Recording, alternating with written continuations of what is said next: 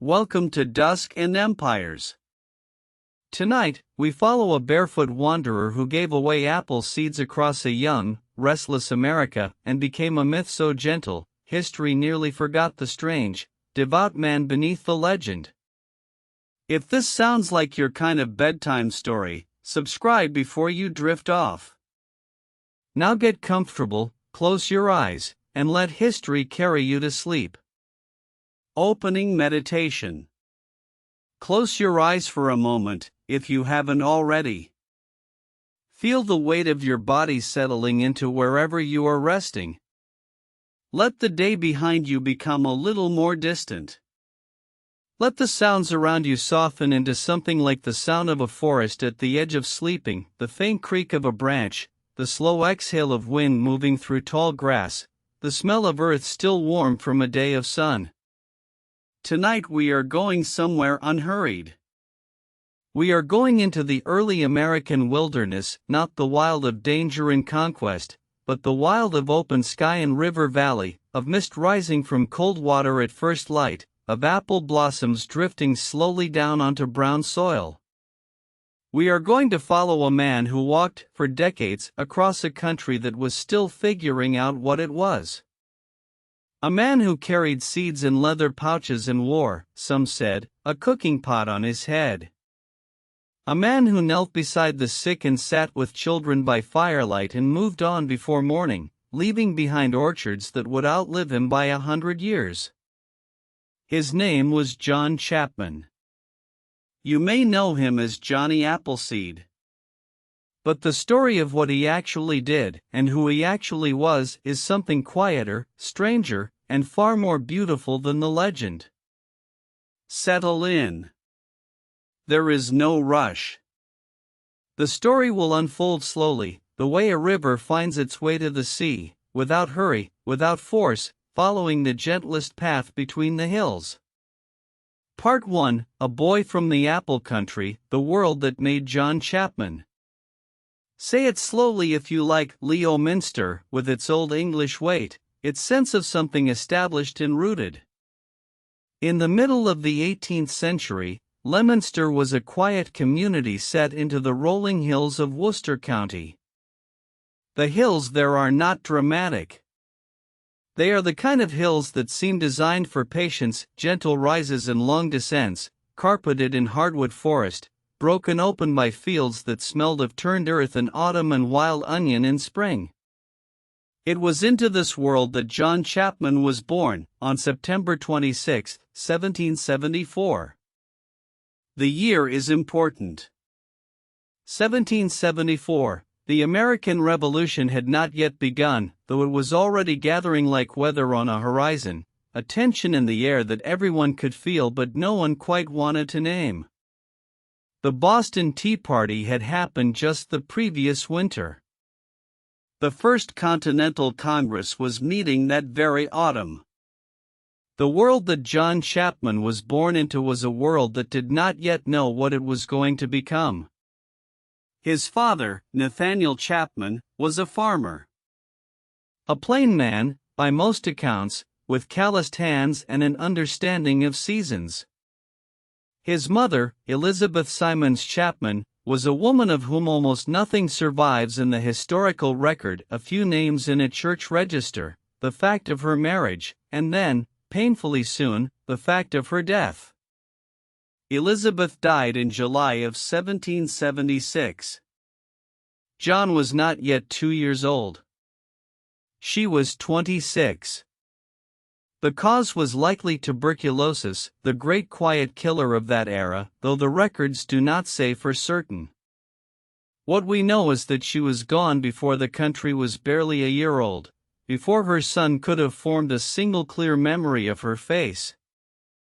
The apple was already a part of that world. This is something worth pausing on. In colonial New England, the apple was not a luxury or a novelty. It was a fundamental part of life. Apple trees grew in almost every farmyard. Cider, hard cider, was what most people drank instead of water, because water from wells and streams was frequently unsafe. Apple butter was spread on rough bread throughout the winter. Dried apple rings hung from rafters. The smell of fermenting cider in autumn was as familiar as the smell of wood smoke, so woven into the fabric of daily life that it was nearly invisible, taken entirely for granted. John Chapman grew up inside that smell. He grew up among apple trees, watching them go bare in winter and burst open in spring with flowers so pale and fragrant they seemed almost impossible, a small miracle that came back every year without asking for anything in return. When Nathaniel Chapman returned from the war, he remarried. His second wife was Lucy Cooley, a woman from the same region, and she and Nathaniel went on to have 10 more children together. John and his sister now had a large, full household, a stepmother and a cascade of half-siblings arriving over the years. Whether this was a warm home or a difficult one is not recorded, but the sheer number of people under one roof, the noise and the need and the constant motion of a large family in a small farmhouse may have contributed to something that was becoming clear about John Chapman even in those early years. He was drawn to solitude. Not the solitude of sadness, but the solitude of attention. The kind of person who notices things that other people walk past. The way light falls through a canopy of leaves in a particular way in late afternoon. The way a seed fits in your hand, its weight, its smoothness, the particular promise of it. These are the observations of someone who is quietly, deeply paying attention to the world. It is thought that sometime in his teens or early 20s, John Chapman left Leominster and moved westward, first to the Pennsylvania frontier, which in those days meant the Allegheny region, still wild, still being settled. How he traveled, whether by wagon or on foot, whether alone or with others, the records do not say. What we know is that by the time he enters the historical record with any clarity, he is already a man in motion, already someone the frontier knew as the man who planted apple seeds. The question of what turned John Chapman from a farmer's son into something unprecedented, a one-man orchard planting movement across hundreds of miles of American wilderness, is one that historians and storytellers have pondered for 2 centuries. The answer, it turns out, involves theology, commerce, ecology, and a personality so unusual that it bent the world gently around it. The country was just beginning. And so was he. Part 2, The Frontier. He walked into Ohio Territory in the Age of Settlement. Picture the Ohio River in the year 1800. Wide and brown and slow in its winter mood, the river moves through a landscape that is still mostly forest, old-growth hardwood forest of a kind that barely exists anywhere in America today. Oak trees wider than a man's arm span. Sycamores pale as bone standing at the river's edge, their bark peeling away in great papery sheets. Beech trees with their smooth silver trunks carved with initials by every traveler who passed. Tulip poplars rising so high their tops were lost in morning mist. This was the country that John Chapman was beginning to move through. The Northwest Ordinance of 1787 had opened the territory north of the Ohio River, the lands that would eventually become Ohio, Indiana, Illinois, Michigan, and Wisconsin, to American settlement. In theory, this land was now legal to claim and farm. In practice, it was a vast, largely unmapped wilderness, interwoven with rivers and swamps and steep ridges, and it was home to indigenous peoples, the Shawnee, the Delaware, the Wyandot, the Ottawa, and others who had lived there for generations and who had not agreed to leave. Settlement was happening anyway, messily and violently, in the way of frontiers everywhere. Families arrived with wagons loaded with tools and seed and children in fear.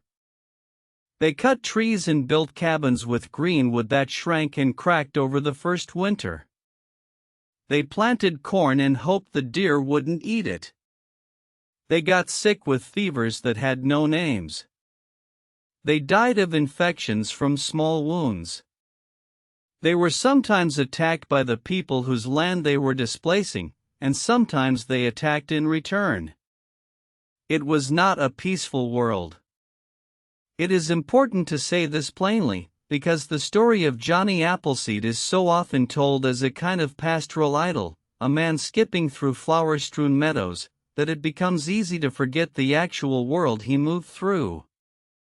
The Ohio frontier was genuinely dangerous. People died. Communities collapsed. Entire families disappeared into the record. And yet, into this world walked John Chapman, who by all accounts walked alone, without a rifle, and who was welcomed remarkably by nearly everyone he encountered, including many of the indigenous peoples who had every reason to distrust the white settlers moving across their land. This is one of the most quietly extraordinary facts about John Chapman's life. The frontier of his era was one of the most racially and culturally violent landscapes in American history. Armed men attacked and were attacked. Distrust was the baseline of every encounter. And yet this thin, strange, gentle man in worn clothes moved through it largely unmolested, on terms of what seemed like genuine mutual respect with people on every side of every conflict. How? Why? The answer seems to have been his personality, or more precisely, his entire way of being in the world. John Chapman, by every account that survives, was without aggression. Not merely unarmed but genuinely non-threatening in some more fundamental way. He did not take land. He did not carry a gun. He did not look at a forest and see timber money. He did not look at an indigenous person and see an enemy. He seems to have looked at everything and seen something worth caring for. He also, and this is where the legend begins to take its shape, brought seeds. John Chapman had learned, sometime before he began his great westward journeys, that apple trees could not be grown true to type from seed. That is to say, if you planted the seed of a delicious apple, you would not get a tree that bore the same delicious apple. You would get something new, something unpredictable, what orchardists call a chance seedling. It might be wonderful. More likely it would be small and sour, fit only for cider. But cider, as we have noted, was what the frontier ran on. And there was another, more legally significant point. The Northwest Ordinance required settlers to plant 50 apple trees or 20 peach trees on their claimed land within 3 years of settling, as proof of permanent improvement. A man who could supply ready-started apple seedlings to arriving families was not just being generous. He was helping them meet a legal requirement that protected their land claims. John Chapman understood this. He was a fact often lost in the mythologizing, a businessman. A small one, a gentle one, a businessman who sometimes accepted payment in food and lodging rather than money because money was rare on the frontier. But a businessman nonetheless. He planted nurseries ahead of the wave of settlement, knowing that families arriving in a year or two would need his seedlings, and he sold them for what people could afford. This is not a diminishment of him. It is, in many ways, a deepening. The man who planted apple trees across America was not simply a saint floating above worldly concerns. He was a person who understood the world he lived in and found a way to do something beautiful within its constraints. The Ohio Territory in 1800 was, despite its violence and hardship, a place of extraordinary beauty. The rivers ran clear between limestone banks. In spring, the forest floor was carpeted with trillium and bloodroot and the tiny blue flowers of hepatica. Wild turkeys moved through the undergrowth in long lines, their feathers catching the light. At night, the The stars above the treeline were thick enough to seem like a second landscape, a sky country mapped in light. John Chapman walked through all of it. Patient. Purposeful. Carrying seeds. The story of how he came to be there and what he believed that gave his life its peculiar shape begins a little further back, in an unlikely place. In a theology. In a set of ideas about the nature of the world and the soul that most people in that era would have found deeply strange. That story waits in the next part of our evening. Part 3, The Theology of the Seeds, Swedenborg and the Inner Life of John Chapman. Imagine a man sitting by firelight in a small log cabin on the edge of the American wilderness in the year 1807 or so. The fire is low. Outside, it is cold, the particular cold of an Ohio October, which has a weight to it, a density, as though the air itself has become something you could hold in your hands. The man has few possessions around him. A leather bag. A worn pair of shoes, or perhaps no shoes at all. A Bible. And a sheaf of printed papers, torn from a book, pages he has read many times, pages he intends to share with whoever will listen. The book those pages came from was written by a Swedish theologian and scientist named Emanuel Swedenborg, who had died in London in 1772, just 2 years before John Chapman was born. Swedenborg is not a name most people encounter in everyday life today, but in the late 18th and early 19th centuries, his ideas had spread across Europe and America with quiet but persistent force. His theology was a complex, original, strange, and in many ways beautiful system of thought, and it had captured John Chapman entirely. Let us settle into what Swedenborg believed, because it is inseparable from what Chapman did. Emanuel Swedenborg was, by all accounts, one of the most remarkable minds of the 18th century. He was a scientist and engineer of genuine accomplishment. He made significant contributions to mineralogy, anatomy, and metallurgy before he experienced, in his mid-50s, what he described as a profound spiritual awakening. He began to have visions. He claimed to move between the spiritual and the natural world in his consciousness, to have visited heaven and hell, to have spoken with angels. Most of his contemporaries thought he had gone mad. But the theology he developed from these experiences, which he spent the last 27 years of his life articulating in an enormous body of writing, was not the theology of a broken mind. It was, in its way, a coherent and internally consistent vision of the universe, one that emphasized above all the idea of correspondence, the belief that every natural thing corresponds to a spiritual reality, that the visible world is a kind of living language through which the divine speaks. In Swedenborg's system, the natural world was not separate from the spiritual world. Every tree, every river, every seed, every season was a visible expression of something invisible and sacred. The outer world was the garment of the inner world. You can perhaps begin to see why this appealed to John Chapman. For a man who already seemed to experience the natural world as a place of deep meaning, who walked through forests and river valleys the way other people moved through cathedrals, Swedenborg's theology was not an abstract intellectual exercise. It was a confirmation of something Chapman had always felt. The apple seed in his palm was not merely a biological object. It was a kind of correspondence, a visible, holdable expression of something sacred about growth and renewal and the generosity of the earth. Swedenborg also taught, importantly, that acts of genuine usefulness to others, not performed for reward, but out of love, were the truest form of spiritual practice. This, too, aligned with what Chapman was already doing. He was not planting trees to become famous. He was planting trees because people needed them, because the land needed them, because doing so expressed something he felt in the deepest part of himself about the relationship between human beings and the living world.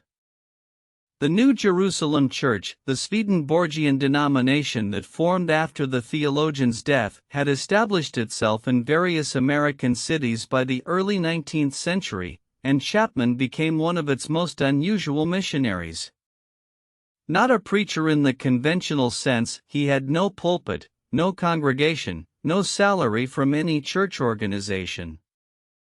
Instead, he distributed pages from Swedenborg's writings to anyone who seemed interested, leaving them at frontier cabins and trading posts and in stops. Contemporary accounts describe him reading aloud from Swedenborg by firelight, explaining the ideas in plain language, with what seems to have been a genuine warmth and persuasiveness. He did not harangue or condemn. He did not preach against sin in the fire and brimstone mode that many frontier preachers favored. He seems to have talked about the beauty and meaning of the natural world, about the correspondence between what we can see and what we cannot, about the love that he believed underlaid everything. People listened. Not because they were necessarily converted, most frontier families remained loyal to their evangelical Protestant roots, but because he was interesting and kind, and the ideas were genuinely beautiful, and there was something about the man himself that made you want to hear what he had to say. His relationship to animals also grew from this theology. Swedenborg believed in the sacredness of all created life, and Chapman appears to have taken this seriously in a way that was unusual even by the standards of his era. Accounts, some verified, some legendary, all consistent, describe him refusing to harm even insects. One famous story tells of him putting out his campfire after noticing that mosquitoes were being killed by flying into the flame. Whether literally true or not, this story captures something real about how Chapman was perceived and how he seems to have actually behaved. He was a vegetarian, or something very close to it, at a time when this was genuinely unusual on the American frontier, where meat was often the most reliable source of calories. He refused to sleep indoors when the weather permitted, preferring to sleep under a tree or in a hollow log, which was partly practical, it did not burden his hosts, and partly, one suspects, theological. The earth itself was his cathedral. The night sky was the ceiling he preferred. There is something here that is worth sitting with quietly. Here was a man, in one of the most aggressively acquisitive eras of American history, an era of land speculation, of fur trade fortunes, of timber companies buying up old-growth forest, who moved through the world on different terms. He accumulated almost nothing. He gave away his seedlings to those who couldn't pay. He wore clothes until they dissolved. He walked when everyone else was trying to ride. He was, in the deepest sense, operating by a different set of values, values that came not from sentimentality but from a carefully considered, theologically grounded understanding of what mattered. And he was, by most accounts, genuinely happy. That, perhaps more than anything else, is what made people pay attention to him. In a world where almost everyone was striving and anxious and worn down by the difficulty of frontier life, here was a man who seemed, genuinely, to be at peace. Who walked through the dangerous wilderness with an almost impossible serenity. Who smiled. Who told stories. Who slept on the ground without complaint. There is a kind of gravity that peace creates. People are drawn toward it the way they are drawn toward warmth. John Chapman was warm. Part 4, The Method of the Nurseries, How One Man Planted a Region. There is something meditative, almost hypnotic, about the image of someone preparing nursery beds. You clear the ground first, pulling away the leaf litter, loosening the soil with a stick or a simple blade, working in small careful movements that are more like listening than like working. Then you make the rows, shallow trenches in the dark earth, each one pressed open with a finger. Then the seeds go in one by one, evenly spaced, covered lightly, pressed down with a gentle, firm palm. Then you water if there is water nearby. Then you wait. John Chapman did this thousands of times, across hundreds of miles, over decades. But his method was more systematic than the simple image of a wandering planter might suggest. He was not scattering seeds randomly as he walked. He was establishing nurseries, deliberate planting plots, usually located near water, that he would return to year after year to tend and maintain until the seedlings were large enough to sell. His typical approach was to identify a piece of land, often land he had legally leased or claimed, in a region just ahead of the main wave of settlement. He would clear a small plot, usually enclosed with a rough brush fence to keep deer out, and plant his apple seeds. Then he would move on, knowing he would come back in a year or two when the seedlings had grown. The source of his seeds was the cider mills of western Pennsylvania. When apples were pressed for cider, the pomace, the crushed pulp left over, was full of seeds, and cider mills were happy to let someone haul it away. Chapman would collect this pomace, dry or ferment it to extract the seeds, clean them, and carry them westward in the leather pouches and bags that were his most constant possessions. The region he worked across was enormous. From western Pennsylvania through northern and central Ohio and eventually into Indiana, his nurseries were distributed across a swath of territory perhaps 300 miles wide. Contemporary estimates, based on land records and the accounts of early settlers, suggest he maintained at least a dozen active nurseries at any given time, and possibly many more. The logistics of this are almost dizzying when you think about them. He was traveling on foot. There is some suggestion he occasionally used a canoe on rivers, but walking was his primary mode, through country that had few roads and many obstacles. River crossings, swamps, hills, winter. He did this year after year after year, remembering where each nursery was, what stage each planting had reached, which ones were ready for sale and which needed another season. He kept all of this, apparently, in his head. No maps survive, if he made them. No business ledgers. Just the memory of a man who had spent so much time in one landscape that he carried it inside himself as surely as he carried his seeds. The varieties of apple that emerged from his nurseries were, as noted, not the kind you choose for their flavor. Chance seedlings from cider mill pomace were almost always tart, often small, sometimes barely edible by the standards of today's cultivated varieties. But they were not meant for eating out of hand. They were meant for cider. And for applejack, a concentrated form of cider made by letting the liquid freeze and removing the ice, leaving behind a potent liquor that was warming and practical and could be traded for other goods. Hard cider and applejack were, on the American frontier, both beverages and currencies. A family that had an established orchard was a family that had a reliable source of something valuable. Chapman's trees were not luxury items. They were economic foundations. He also planted, alongside his apple nurseries, other useful plants. Fennel was one he particularly favored. It grew readily in disturbed soil and he seems to have believed it had medicinal properties. Catnip, too. He planted these wherever he went, adding to the invisible ecology of the frontier in ways that have mostly vanished from the record.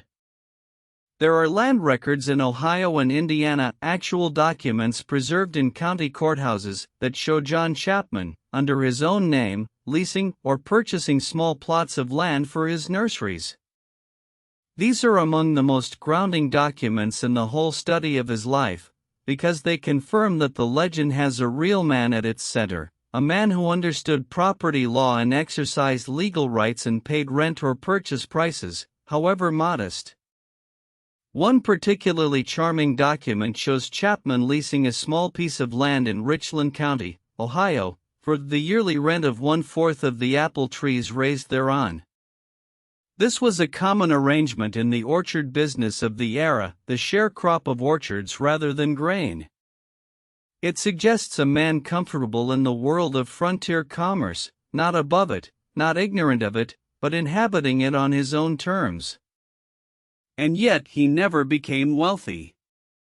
Whatever small sums he earned from his seedlings seem to have been spent on the minimum needed to continue, on food, on travel, on the occasional purchase of new land for a new nursery, and on the Swedenborgian papers he distributed wherever he went. He was not accumulating. He was cycling everything back into the work. There is something deeply appealing about this, especially in the context of a nation that was, in the early 19th century, discovering capitalism with an almost frantic enthusiasm. Land speculation was driving some men to vast fortunes and others to ruin. The timber industry was beginning its long devastation of the great eastern forests. Everywhere on the frontier, the logic of extraction, take what you can, sell it for what you can, move on, was asserting itself. And here was John Chapman, moving through that same world, planting things. Not extracting. Planting. Adding to the world what it did not have before. The apple trees he left behind changed the landscape in ways that lasted long after his death. Orchards that he established survived through the 19th century and into the 20th. Some of the original trees from his nursery's apple trees, which can live for many decades when well established, were still standing into the 1900s, identified and visited and written about as living relics. They were his memorials. More durable than stone. More fragrant in spring. Part 5, The Eccentric Among the Settlers, Stories and Witnesses. A woman named Mrs. Price, who lived as a child on the Ohio frontier and was interviewed in old age by a collector of pioneer memoirs, remembered John Chapman this way. She said he came to their cabin in the early morning, when the frost was still on the grass. He had no coat, or none that she could recall, just a long shirt of some rough fabric, and feet that were bare or nearly so. He knocked and her father opened the door and they knew immediately who it was because everybody knew who he was, and he was welcomed in and given cornbread and perhaps some milk, and he sat by their fire and talked quietly with her parents and the children crept close to listen. She remembered that he smelled of the outdoors, of earth and leaves and wood smoke, and that his hands were rough and brown, with dirt permanently settled into the creases of his knuckles. She remembered that he told a story about a deer he had seen crossing a river, how the deer had paused midstream and looked back at him, and how in that moment he had felt something he could only describe as a recognition, as though the deer knew him and he knew the deer and they were, for that one moment, looking at the world from the same place. This story, or stories like it, recur again and again in the accounts of those who knew or encountered John Chapman. The sense of connection with the non-human world. The ability to be still enough that animals did not flee.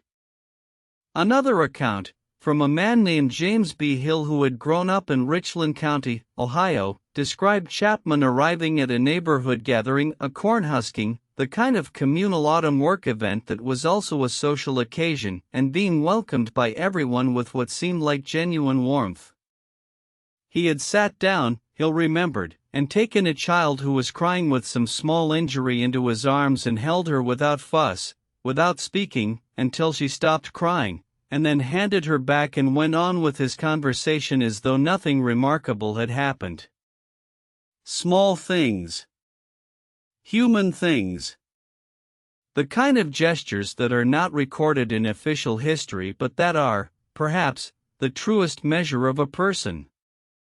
Contemporary accounts of his appearance are fairly consistent, though colored by the same mythologizing that shapes most reports of unusual people. He was lean. He was medium height or perhaps slightly below it. His dark hair grew long and somewhat wild. His face was weathered to a deep brown. His clothing was by all accounts genuinely ragged, not the picturesque rags of a folk hero, but the actual worn-through, patched, insufficient clothing of a man who spent most of his life outdoors and placed very little importance on comfort or appearance. The cooking pot as hat story is one of the most persistent elements of the legend, and historians disagree about whether it has any basis in fact. The most charitable interpretation is that it may have originated from a single occasion, or a single piece of distinctive headwear that was misremembered or exaggerated over time. What is certain is that Chapman wore whatever was available and practical and gave no visible sign of caring what he looked like. His bare feet, though, are better documented. Multiple independent accounts mention that he habitually went barefoot or wore the most minimal possible footwear, sometimes moccasins he may have made or been given by Native American acquaintances. He was once reportedly observed walking across a stretch of frozen ground without apparent discomfort, and when someone expressed concern or amazement, he is said to have shrugged and remarked that his feet were accustomed to it. There are also accounts of him performing what were regarded as minor miracles of endurance. Swimming across rivers in cold weather.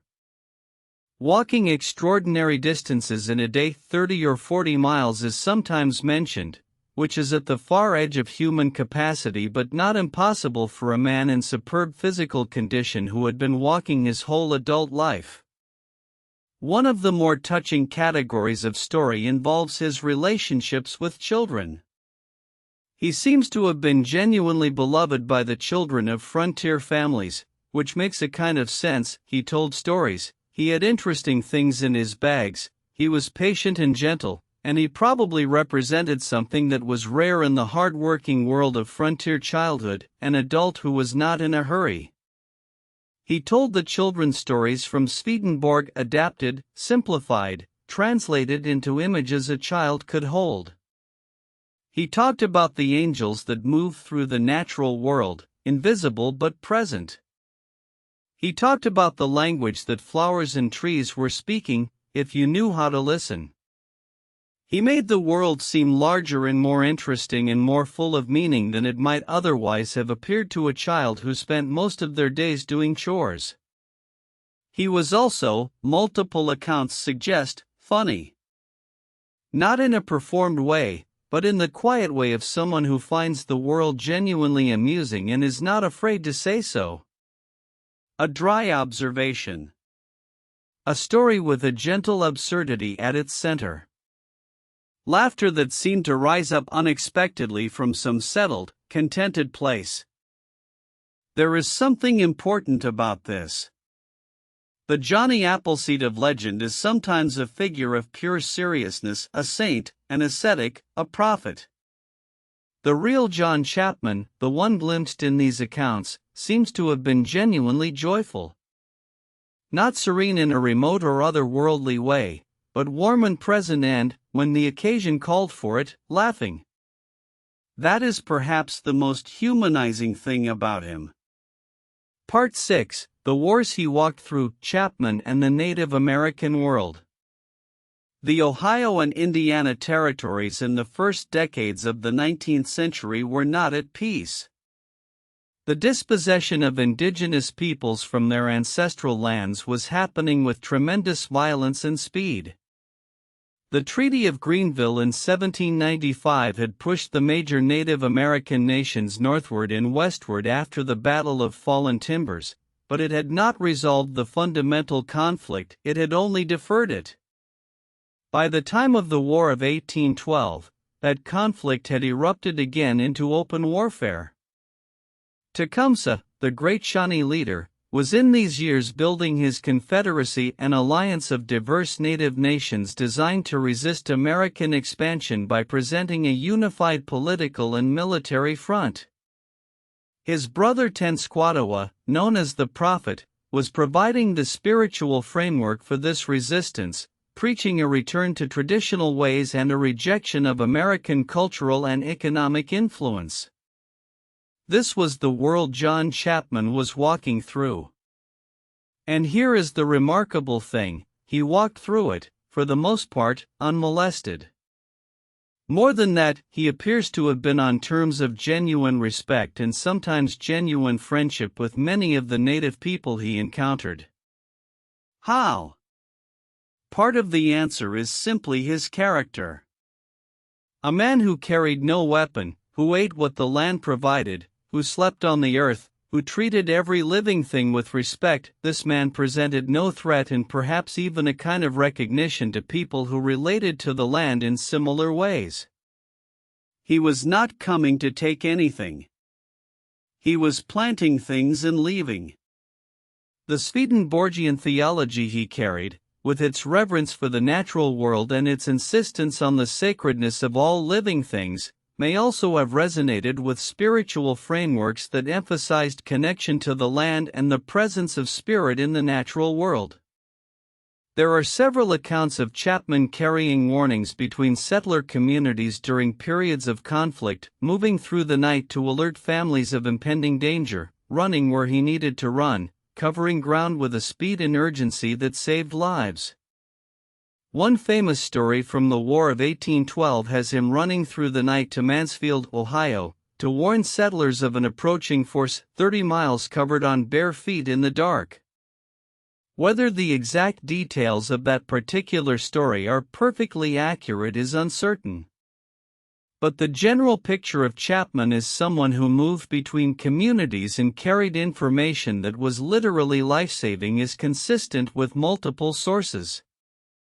What is especially striking is the specific claim, repeated in several accounts, that he was able to move through areas of active conflict without being harmed. That warriors who had attacked other travelers left Chapman alone.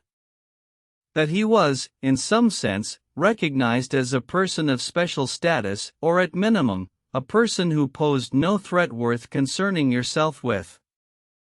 This is not the same as saying he was universally beloved or that his presence resolved any of the larger conflicts. The wars of the early 19th century on the American frontier were complex, brutal, and driven by forces, federal policy, economic pressure, the logic of expansion that no individual peacemaker could redirect.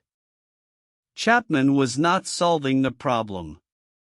He was, perhaps, demonstrating on a very small scale that a different way of relating to the land and to other people was possible. He also, it is worth noting, never took sides in the public ways that many of his contemporaries did. He did not sign petitions. He did not vote, so far as we know. He did not write letters to newspapers. He did not seek political influence. His was an entirely personal, embodied way of being in the world, making his statement through what he did, day after day, rather than through anything he said about the larger forces around him. The Delaware people, who occupied parts of the Ohio country in the early period of Chapman's activity, are mentioned in several accounts as having a particular regard for him. The Delaware had a long history of contact with European and American settlers that was frequently violent, and they had every reason for suspicion and hostility. That Chapman apparently managed to establish a relationship of mutual respect with them speaks to something genuine about who he was.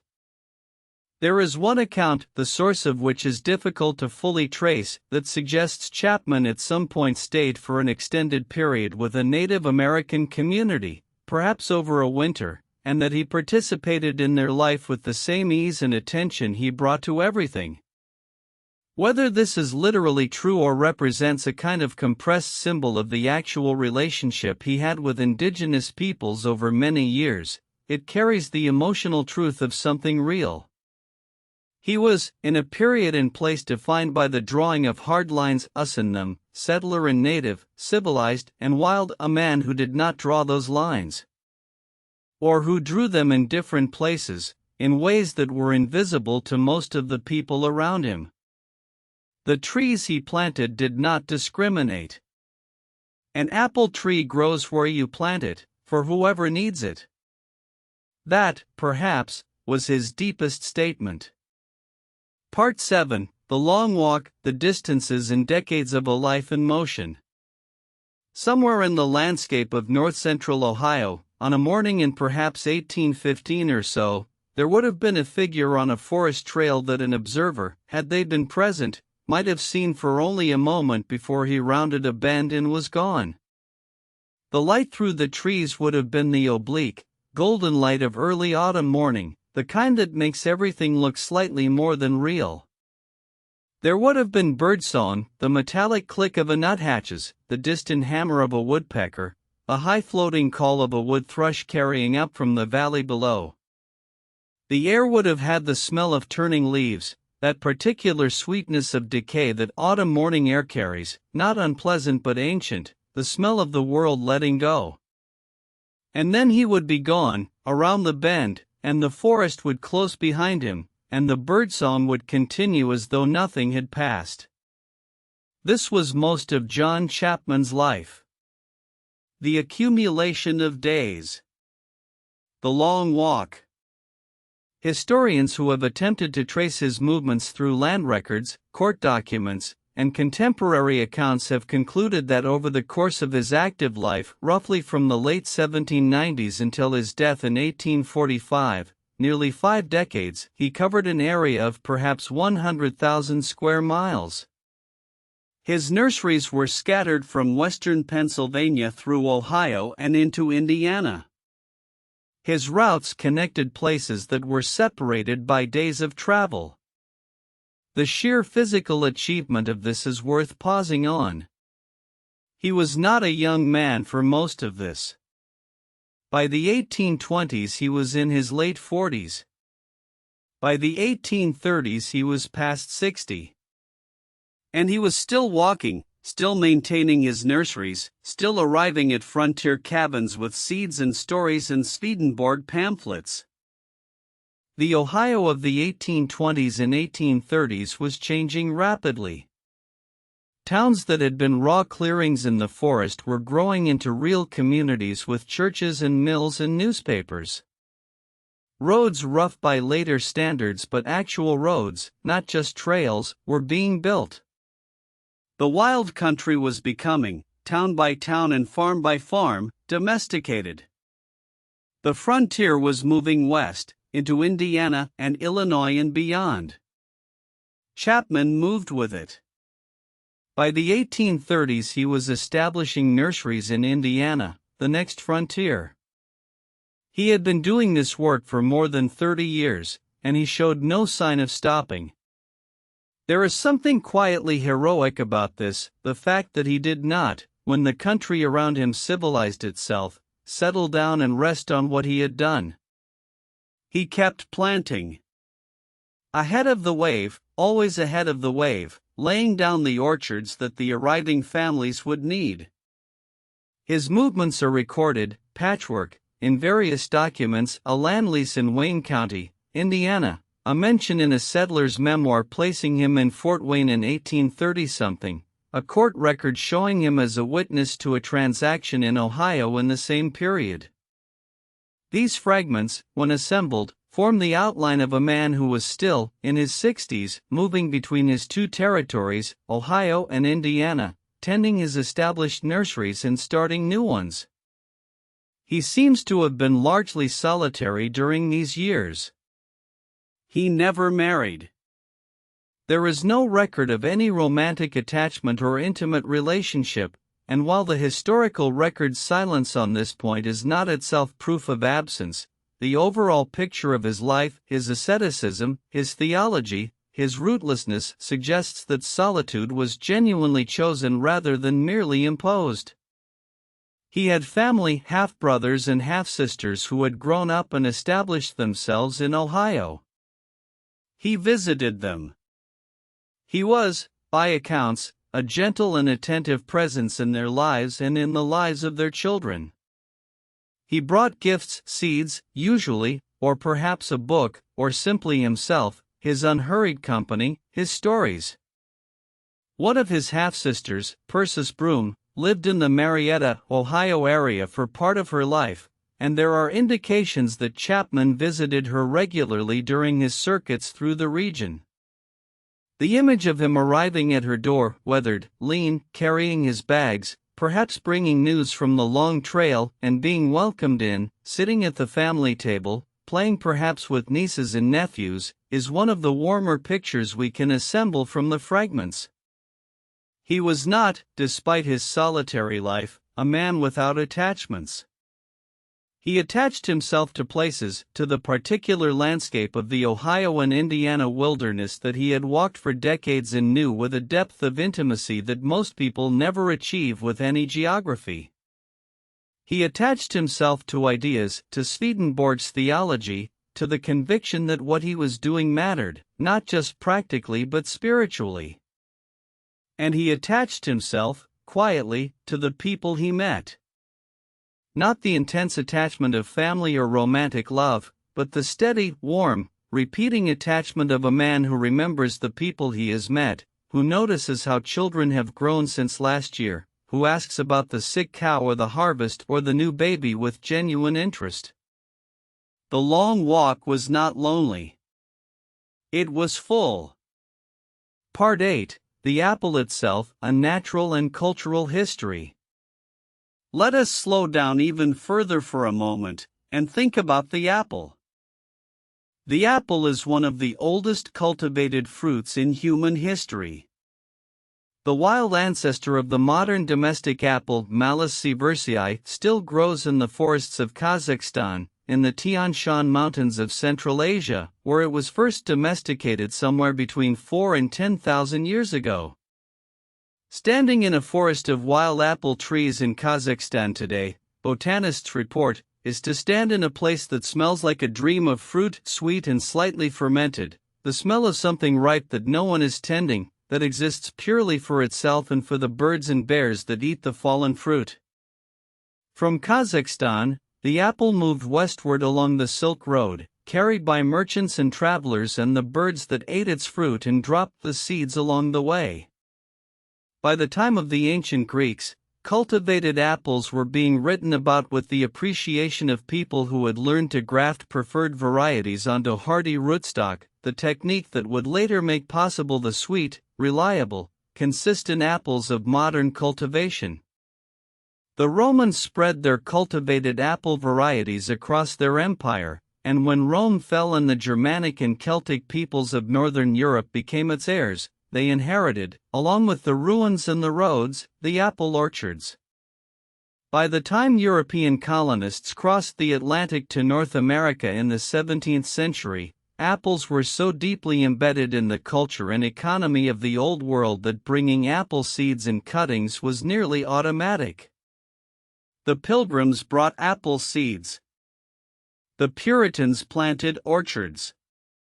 The Dutch and Swedish and German settlers who came to the mid-Atlantic colonies planted apples. Apple trees were among the first things planted in every new settlement, because everyone knew that an apple tree, once established, would provide for a family for decades with minimal ongoing effort. North America had its own native apples, small, sour, nearly inedible, but no native species that could compete with the European-derived cultivated varieties.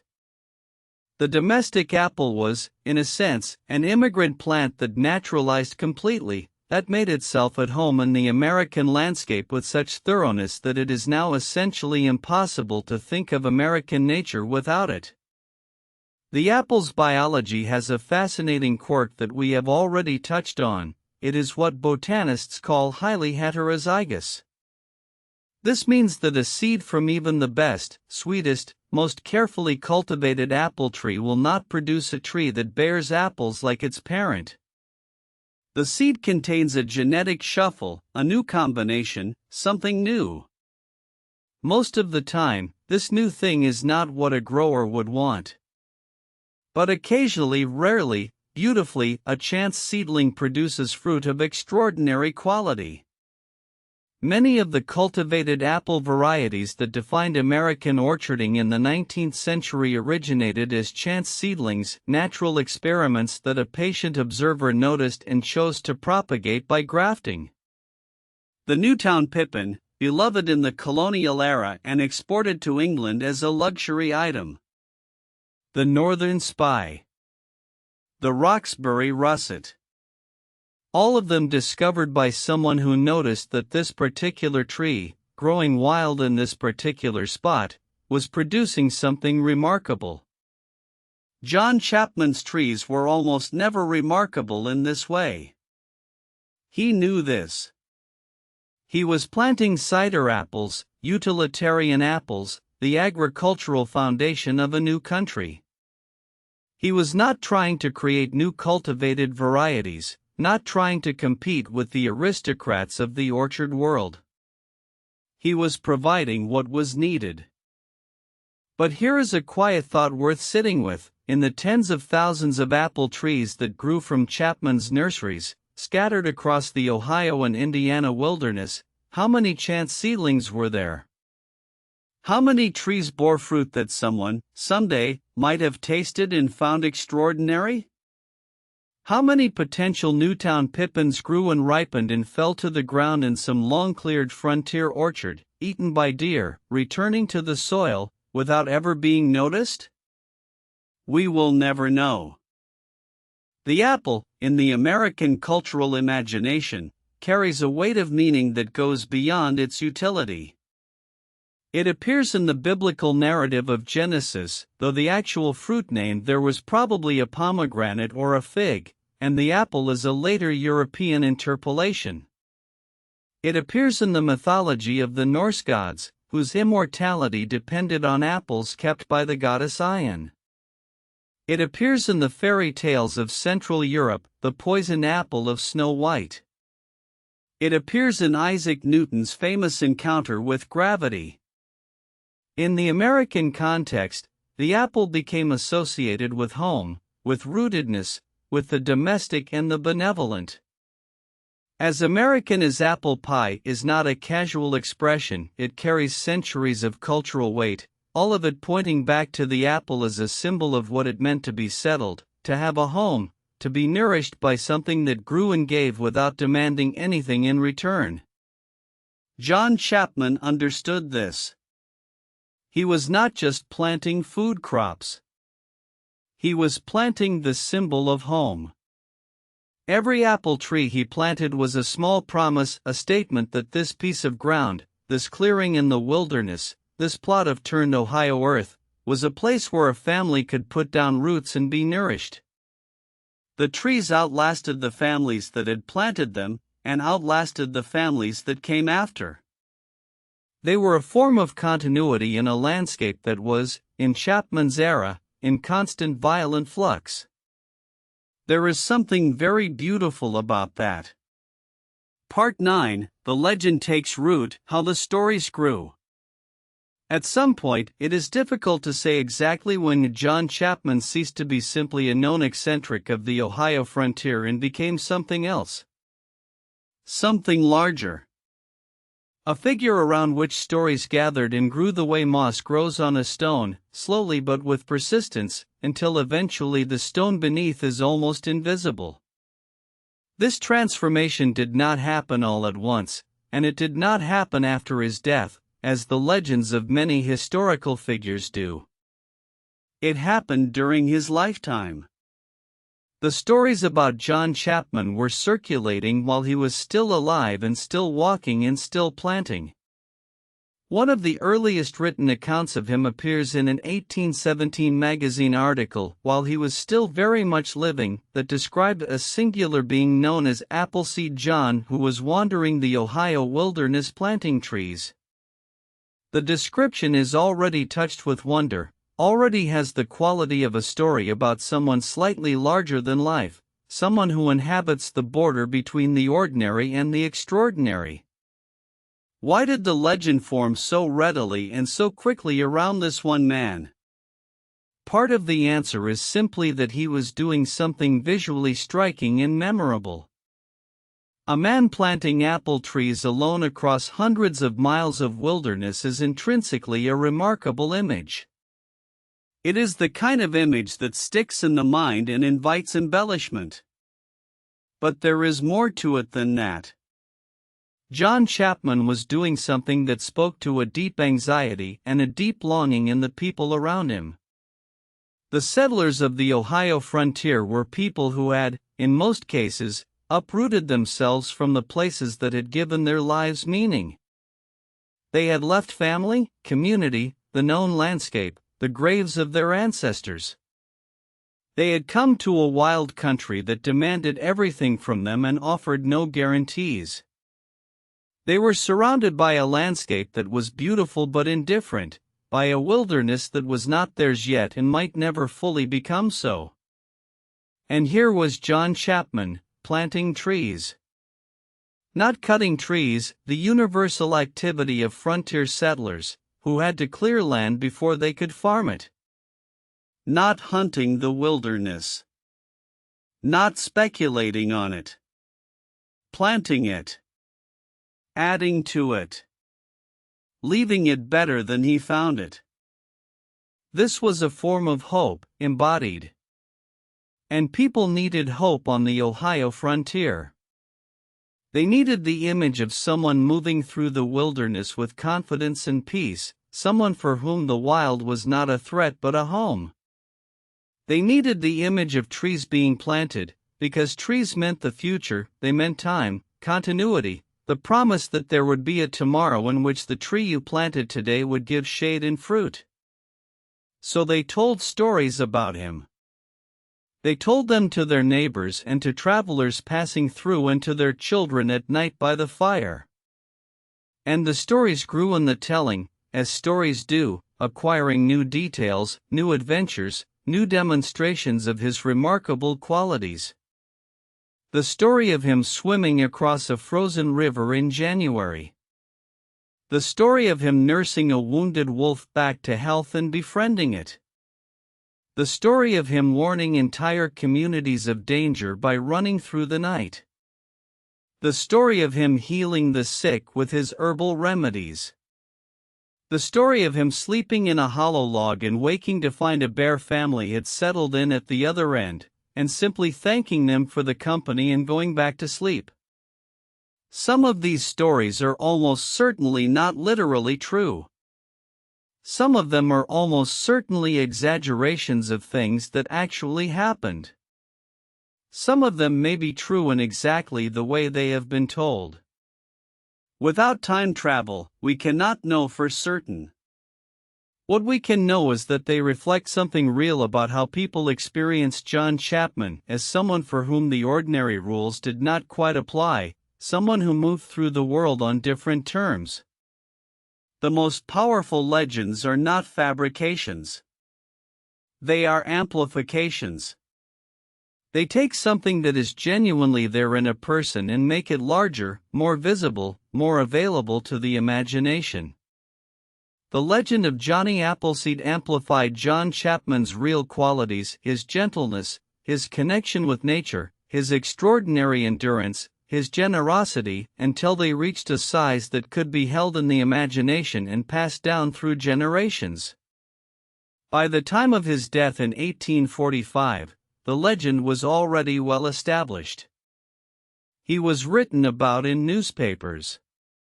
He was discussed in churches. He was the subject of sermons and stories. He was already, in a sense, an American myth, not in the sense of something false, but in the older, deeper sense of a story that carries truth in a concentrated form. After his death, the legend continued to grow.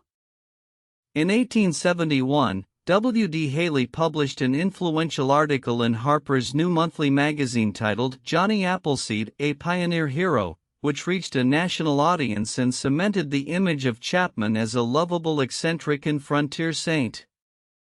This article is one of the primary sources for many of the details that have entered the popular legend, and while it contains real information gathered from people who had known Chapman, it also contains elements of the mythologized version of his story. Children's books followed. Poems followed. And eventually, in the 20th century, Walt Disney's 1948 animated segment Johnny Appleseed, which introduced the story to a generation of American children and established what many people today take as the canonical image of the character, barefoot, big-hatted, cheerfully scattering seeds, accompanied by an angelic companion. It is a sweet image. It is also, in many ways, a simplification that strips out the complexity and the depth and the genuine strangeness of the real man. But the core of it, the man who planted trees, who walked without weapons, who was kind to everyone, that core is real. And it has persisted because it speaks to something in us. The question of why certain people become myths is always interesting. Not every eccentric is remembered. Not every generous person becomes a legend. Something about John Chapman, some particular combination of what he was and what he did and when and where he did it, made him available to the American imagination as a kind of symbol. He was the right person in the right place at the right time, doing the right thing. And perhaps also, he was genuinely good, in a way that is simple enough to be remembered and complex enough to be endlessly interesting. Part 10, The Last Years, Fort Wayne and the Final Journey. By the 1830s, John Chapman was an old man by the standards of his era. He was in his 60s, lean still, weathered, wearing his age in the way of people who have spent their lives outdoors, a kind of elemental quality, as though he were made of the same stuff as trees and stone and moving water. His hair was fully gray. His face was mapped with lines. His feet, which had walked perhaps 50,000 miles or more over the course of his life, were calloused to a state beyond ordinary feeling. He had moved his center of operations westward, into Indiana. Fort Wayne, then a small but growing town at the confluence of the St. Joseph, St. Mary's, and Maumee rivers, was one of the anchors of his Indiana circuit. The town had grown from a military outpost to a modest trading community, and the surrounding countryside was in the early stages of agricultural settlement. There were still orchards to plant. Chapman continued his work in these years with what all accounts describe as undiminished energy and purpose. He was still establishing new nurseries, still tending old ones, still moving between them on foot, still arriving at frontier cabins with seeds and Swedenborg pages in conversation. The world around him had changed enormously since he had begun. Ohio, which he had first entered as a virtually unmapped wilderness, was now a mature state with roads, cities, newspapers, schools, churches, and all the apparatus of settled civilization. Indiana was following rapidly. The frontier he had walked was domesticating itself at a pace that was breathtaking if you had seen it from the beginning. The apple trees he had planted decades earlier were now mature orchards. The seedlings he had sold to arriving families in the early 1800s were now great spreading trees, their branches heavy with fruit in September, their roots deep in the Ohio and Indiana soil. Families that had bought his trees were now grandparents sitting under those trees, watching their grandchildren run between the roots. This continuity, the evidence that what he had done had taken hold and lasted, would have been deeply satisfying to a man whose theology emphasized the enduring importance of acts of genuine usefulness. The trees were still there. They were still giving. The correspondence between the physical act of planting and the spiritual principle of generosity was made visible in the orchard rows. He had legal interests in Indiana, land he owned or leased, nurseries he maintained with careful attention. The records show him as a property owner of modest scale, managing his affairs with the same quiet competence he had always brought to the business side of his life. There is a touching record of a legal case in the 1830s in which Chapman appeared as a witness, traveling some distance to give testimony in a land dispute. The documents show him signing his name, a clear, careful signature, John Chapman, the handwriting of a man who had learned to write well enough for the practical purposes of his life. This small thing, the signature, the presence in a courthouse, the ordinary legal apparatus of a citizen, is somehow deeply humanizing. He was not above the ordinary world. He moved through it. His final years are known primarily from accounts gathered after his death. He seems to have continued his circuits through Ohio and Indiana into the early 1840s. He would have been nearly 70 by then, an age at which most of his contemporaries, those who had survived the hardships of frontier life, were settled and still. But not John Chapman. He was still walking. The circumstances of his death, in late February of 1845, are recorded in the Fort Wayne Sentinel, which published a brief notice. Died in this city, on Tuesday last, a man known as Johnny Appleseed. He was a citizen of the world, and although he spent the greater portion of his time in the territory of Indiana and Ohio, his eccentric character and his deeds of charity have made him known throughout the Western country. He had walked, apparently, about 15 miles from a nursery in the area of present-day Fort Wayne to the home of a family named Worth, who were neighbors and perhaps friends. He arrived in the evening and was given supper and lodging. In the morning he was found to be ill. He died shortly thereafter. The cause is not recorded with certainty, perhaps pneumonia, perhaps simple exhaustion, perhaps the ordinary physical failure of a body that had given everything it had for 7 decades. He was 70 years old. He was buried in what was described as the Johnny Appleseed Memorial Park in Fort Wayne, a place that still exists, marked by a small monument, in the city that has grown up around the confluence of those 3 rivers. Visitors still come to see it. Some bring apple seeds. The modest funeral notice in the Fort Wayne paper underestimated, as newspapers generally do with this sort of person, the scale of what had been lost and what had been left behind. John Chapman had walked across the heart of a new country for nearly 50 years, planting not just apple trees but something harder to name. A way of being in the world. A demonstration that it was possible to move through violence and acquisitiveness and hardship without becoming violent or acquisitive or hardened. That it was possible to add to the world rather than take from it. The trees he left behind numbered in the hundreds of thousands, perhaps more. They were scattered across hundreds of miles of American landscape. They grew and gave fruit and died, as trees do, over the decades after his death.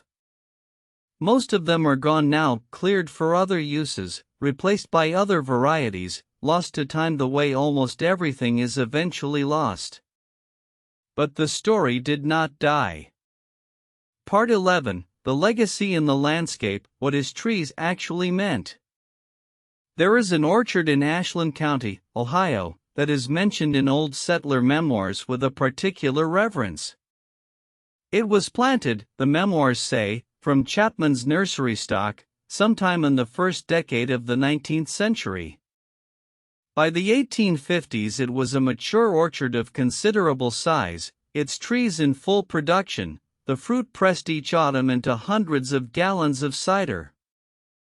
By the 1880s, some of the original trees were still standing, gnarled and ancient-looking, with trunks wider than a man could wrap his arms around, bark deeply furrowed, branches that reached in every direction like the gestures of someone trying to explain something large.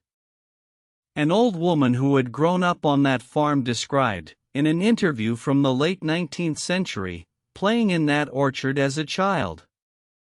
The way the fallen apples lay in the grass in September, half buried in golden grass, smelling of something sweet and cidery. The way bees moved around them in slow, hypnotized circles. The way the light came through the leaves in late afternoon, leaf-filtered and golden, settling on everything with an equal, unhurried gentleness. She said that when she was grown and moved away to the city, and when she was very old and the city had become her whole world, she still sometimes dreamed of that orchard. The smell of it. The sound of the bees. The light. This is one kind of legacy. Not the kind that appears in history books, the economic contribution, the agricultural foundation, the land claim compliance, but the kind that lives in the body of a child who once fell asleep under an apple tree on a warm September afternoon and never quite forgot it. The economic legacy of Chapman's work is real and significant. The orchards he planted contributed directly to the agricultural viability of the Ohio and Indiana frontier. They provided cider, which fed and warmed families through winters. They provided applejack, which was traded for tools and fabric and the other necessities of frontier life. They provided the required improvement that secured land claims, which gave families the legal foundation they needed to build their lives. In some historical estimates, Chapman's nurseries may have provided seedlings for a substantial fraction of the apple orchards established in Ohio and Indiana in the first 3 decades of the 19th century. The exact numbers are unknowable, but the influence was significant enough to be noted by contemporary observers and by the early historians who documented the settlement of the Old Northwest. But the ecological legacy is more complex than the economic one, and in some ways more interesting. Apple trees, once established in a landscape, do not stay where they are planted. Their seeds are carried by deer and birds and raccoons and bears. A dropped apple contains its seeds, and those seeds can germinate wherever the fruit is carried. This means that Chapman's trees, over the decades and generations after his death, spread in ways he could not have predicted or controlled, moving through the landscape by the usual routes of biological dispersal, apple trees appearing in woodland edges and abandoned clearings and along creek banks, descendants of the seeds he had collected in those Pennsylvania cider mills and carried westward in his leather bags. There is a small population of what botanists call feral apple trees, trees descended from cultivated stock but growing wild, without human care, that persists in the old orchard country of Ohio and Indiana to this day. Most of these are descended from 19th century orchard stock, and some of them, in all probability, trace their lineage back to John Chapman's nurseries. They are wild things now, rough and thorny, bearing small sour apples that are wonderful for wildlife even if not particularly pleasant for human eating.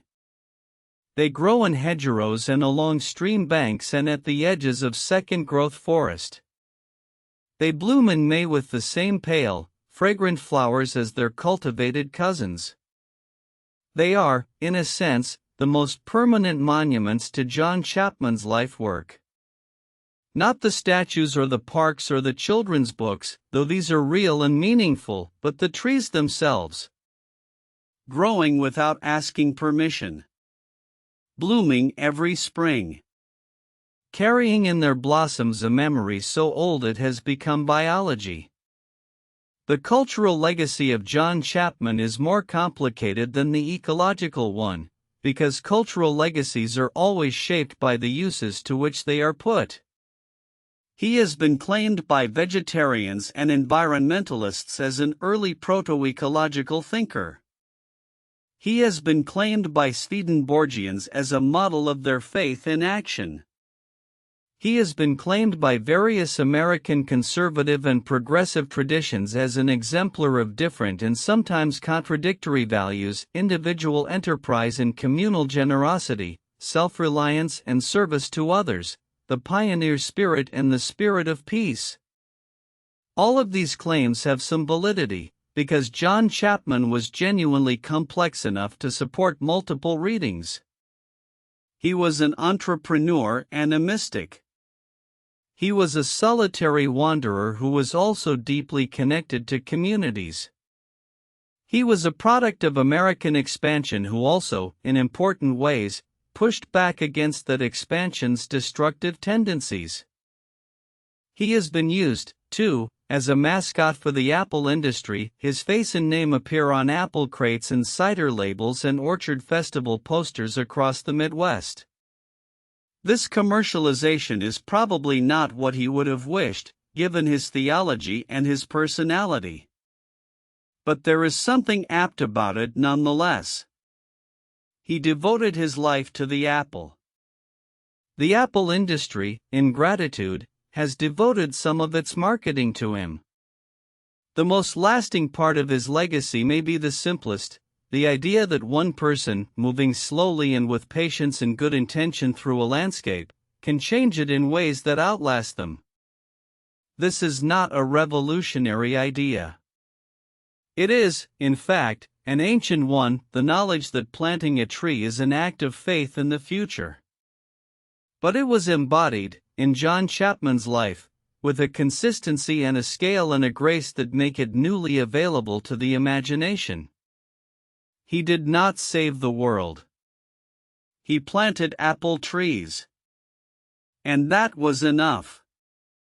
Part 12, The Sleep of the Orchard. John Chapman in Memory and Meaning.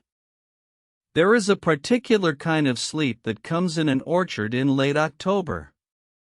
The harvest is finished. The last apples have been picked or have fallen and lie softening in the long grass, their skin puckered and golden, their smell rising in the cold air like something between sweetness and fermentation, the smell of a season completing itself.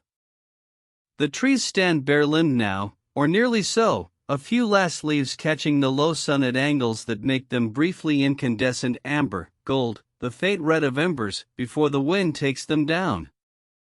If you were to lie down in the grass of such an orchard, with the cold earth firm beneath you and the gray sky above and the smell of apples all around, and close your eyes, you would feel something settle. Some particular quality of completion. The year has done what it set out to do. The trees have given what they had to give. Now comes the long patience of winter, which is not nothing. It is a kind of preparation, a drawing inward, a conservation of what matters most, so that spring can be met with everything intact. This is perhaps the most accurate metaphor for the life of John Chapman.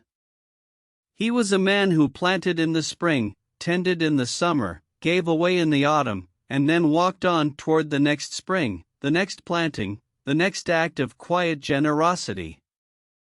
He was not, as far as we can tell, a man who worried much about legacy.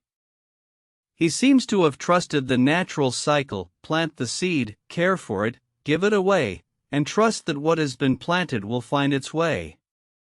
The remarkable thing is that he was right. Now let us move through the final chapter of his story, not the final chapter of his life, which we have traced to its quiet close in Fort Wayne in February of 1845, but the final chapter of his meaning, what it is that he continues to represent, and why, nearly 2 centuries after his death, people still want to tell his story.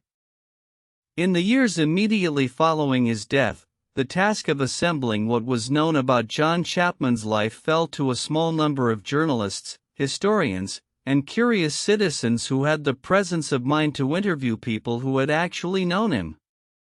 This was the window of living memory, a brief, precious period before the last people who had met him in the flesh passed out of the world, taking their personal knowledge with them. The Haley article of 1871, which we mentioned earlier, was the most significant product of this effort. W. D. Haley traveled through the Ohio and Indiana country gathering accounts from elderly settlers who could still remember Chapman.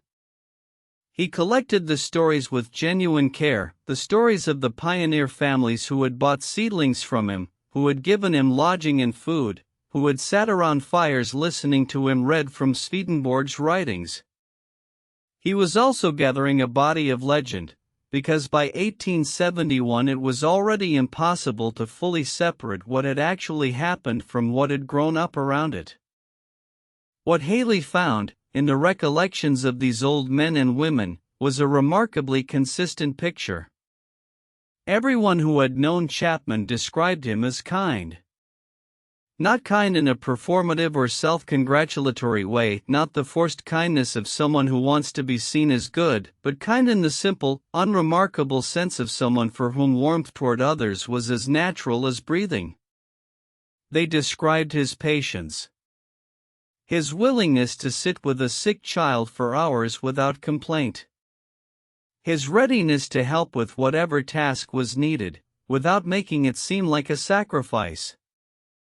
They described his humor. His stories. The way he could make a long winter evening feel shorter. They described, too, his strangeness. His eccentric dress. His refusal of conventional comfort.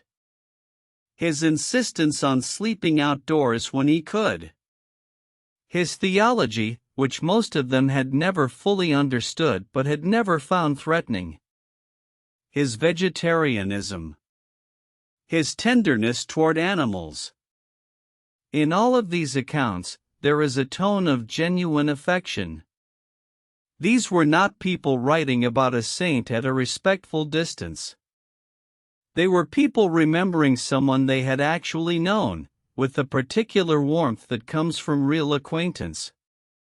One woman, very elderly at the time of Haley's interview, described the moment she had first seen Chapman as a young girl. She had been playing at the edge of a clearing near her family's cabin in the Ohio country when she noticed a man coming down the trail. He had moved in a way she had never seen anyone move, not hurrying, but not wandering either, moving with the kind of purposeful ease that she associated, even as a child, with something different from the anxious, driven movement of most frontier adults. He had stopped when he saw her and said, very simply, that she had chosen a good spot to play because the light was particularly good there in the afternoon. Then he had reached into one of his bags and given her a handful of apple seeds, each one polished smooth, and told her if she planted them she would have trees that would still be there when she was old. She was old when she told the story, and she said that she had, in fact, planted those seeds. That several had grown. That one of the trees was still standing on the farm, though the farm had long since changed hands. That in September, when the apples on that tree ripened, she could still smell the afternoon of their meeting, the particular slant of light, the smell of dust and forest, the feel of the small smooth seeds in her childish palm. This is what it means to say that John Chapman planted something beyond apple trees. He planted memories. He planted the particular quality of an afternoon that a woman could carry inside her for 70 years and find unchanged when she went looking for it. He planted the feeling of being given something, not charity, not condescension, but a simple gift, offered between equals, with no accounting of what it might return. The question of what, exactly, made John Chapman what he was, what particular combination of character and circumstance and theology and time produced this extraordinary human being, is ultimately unanswerable in the way that questions about the inner life always are. We can assemble the facts. We can trace the influences. We can read the accounts of those who knew him. But the actual person, the consciousness moving through that body, the felt experience of walking those trails, the interior life of those long solitary nights under the Ohio stars, that we cannot reach. It is gone with him, the way all interior lives are finally irretrievable. What we have instead is the shape of his life. The outline. The trace left in the world by someone moving through it with intention and care. The shape is unmistakable. Moving westward, always westward, always just ahead of the wave, planting something that the wave would need when it arrived. Moving gently through the spaces between communities, between cultures, between the world as it was and the world as it was becoming. Carrying seeds. Carrying a theology of love and correspondence and the sanctity of living things. Carrying news and stories and the small human warmth that made isolated people feel less isolated. And then, when the country was more or less planted and the frontier had moved beyond him, stopping. Lying down in the February cold in a farmhouse in Indiana, and going still. And leaving behind the trees. In the 21st century, the name Johnny Appleseed is known by virtually every American child. It has become one of the primal images of American identity, not the violent images, the gunfighters and the conquerors, but this, a thin man in worn clothes, walking through the wilderness with a bag of seeds, planting as he goes. This image has survived because it answers something that doesn't go away, a need, a question that each generation asks in its own way. What does it look like to do something genuinely good with a life? Not heroic, not dramatic, not loud, but good. Steady. Adding to the world rather than diminishing it. Choosing, every day, the patient work of planting over the quick work of taking. John Chapman lived that question. Not perfectly, no human life is lived perfectly, but consistently, over decades, in the face of a world that was choosing other values at tremendous speed and volume. He chose the seeds. He chose the slow work. He chose the trees. And the trees are still, in a sense, with us. In the feral apple trees of the Ohio hedgerows. In the memory of every American child who has heard his name. In the particular image of someone walking alone through a vast landscape, carrying something fragile and alive, giving it away to whoever needs it. That image does not fade. It persists the way apple blossoms persist in the memory, not because they are extraordinary, but because they return every spring, reliably, briefly, filling the air with their fragrance, asking nothing in return, requiring only that you notice. John Chapman noticed everything. He walked through the American wilderness for 50 years and noticed everything, and planted it with beauty.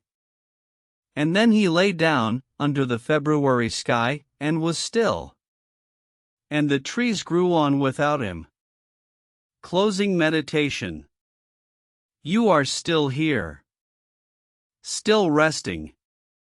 Feel the weight of your body where it meets the softness beneath you.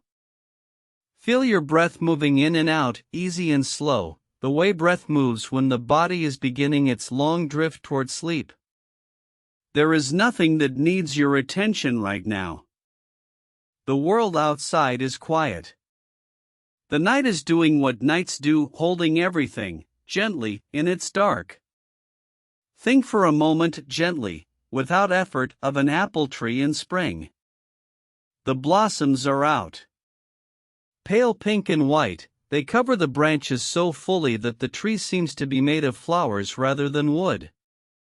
The petals are thin as paper, cool to the touch, carrying a fragrance that is both sweet and slightly sharp, fresh and green at its edges, honey warm at its center. A bee moves through the blossoms, unhurried. The sun is warm on your face and hands, but the air still holds the edge of the season that has just passed, still carries the memory of cold, the faint mineral smell of earth that has been frozen and is now releasing itself, slowly, into warmth. Somewhere in this orchard, a long time ago, a man named John Chapman walked in the early morning, checking on his seedlings. He walked slowly, pausing to look at each young tree, his rough hands touching the new growth with the same care you might use to touch something you loved. He was in no hurry. He had nowhere to be except here. The morning was enough. The trees were enough. The smell of the earth and the sound of the birds and the particular quality of the light falling through the canopy of new leaves. He was content. Not because he had everything. He had very little, by the measure of his world. But because what he had was enough.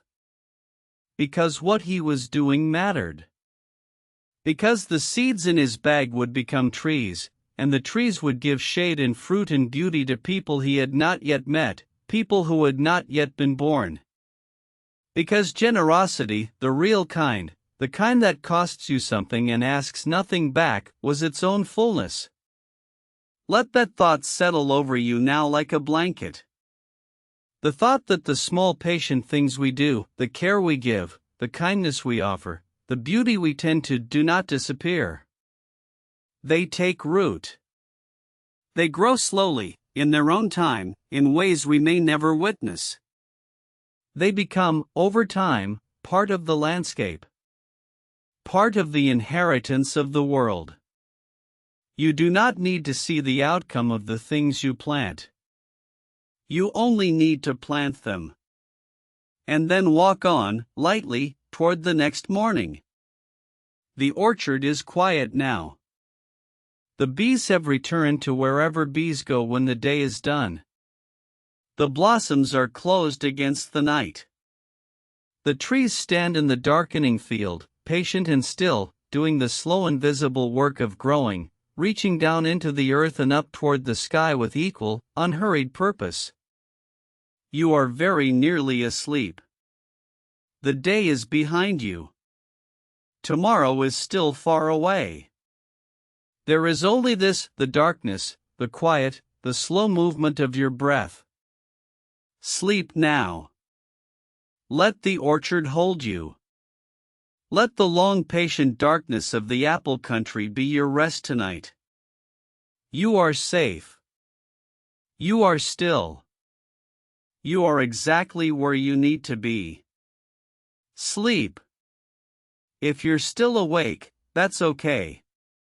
Just close your eyes and let the story carry you. Subscribe to History for Sleep for a new story every week. Sweet dreams.